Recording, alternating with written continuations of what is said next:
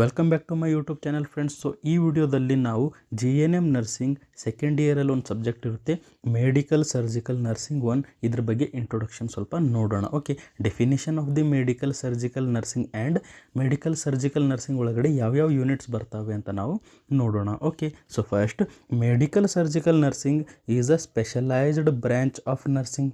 ಹೌದು ಸರ್, ಇದು ಏನಿದೆ, medical surgical nursing is a special branch of the nursing that involve the nursing care.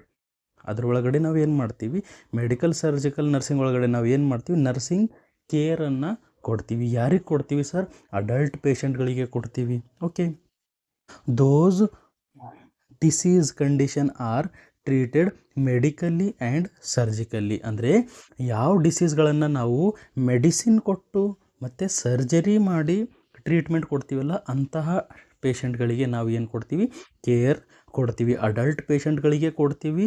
ಅವ್ರ disease condition ಇದೆ, ನಾವು ಯಾವ ಥರ ಟ್ರೀಟ್ ಮಾಡ್ತಾ ಇದ್ದೀವಿ, ಮೆಡಿಕಲಿ ಆ್ಯಂಡ್ ಸರ್ಜಿಕಲಿ ನಾವು ಟ್ರೀಟ್ ಮಾಡ್ತಾ ಇದ್ದೀವಿ. ಸೊ ಅದನ್ನು ನಾವು ಮೆಡಿಕಲ್ ಸರ್ಜಿಕಲ್ ನರ್ಸಿಂಗ್ ಅಂತ ಹೇಳ್ತೀವಿ. Medical surgical nursing is a specialised branch of nursing that involve nursing care of adult patient.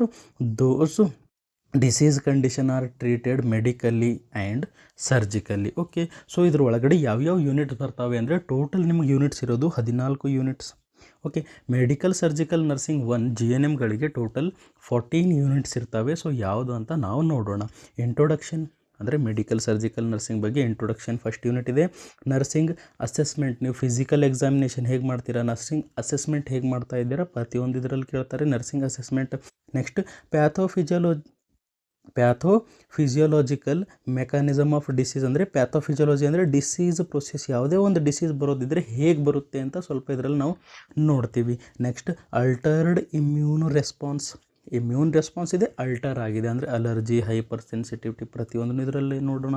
Next fluid and electrolyte balance and imbalance, ಅಂದರೆ fluid electrolyte ಕಡಿಮೆ ಆಗಿದೆ, ಜಾಸ್ತಿ ಆಗಿದೆ, ಇದರಲ್ಲಿ ನಾವು ನೋಡೋಣ.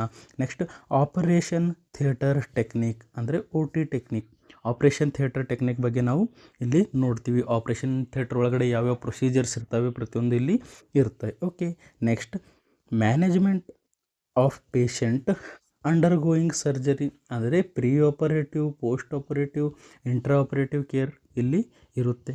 Next nursing management of patient with impaired respiratory function ಅಥವಾ gases exchange, ಅಥವಾ ನಾವು ಇದನ್ನು ಏನು ಹೇಳ್ಬೋದು, respiratory conditions,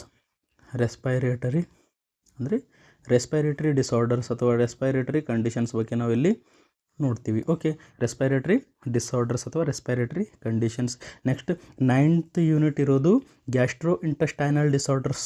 okay, management of the patient with gastro intestinal disorder, ನಮ್ಮ ಡೈಜೆಸ್ಟಿವ್ ಸಿಸ್ಟಮ್ ಡಿಸಾರ್ಡರ್ಸ್ ನಾವು ಇಲ್ಲಿ ನೋಡ್ತೀವಿ. ನೆಕ್ಸ್ಟ್ 10th ಇರೋದು metabolic and endocrine disorder. 11th ಇರೋದು renal and urinary disorder. 12th ಇರೋದು ನ್ಯೂರೋಲಾಜಿಕಲ್ ಡಿಸಾರ್ಡರ್.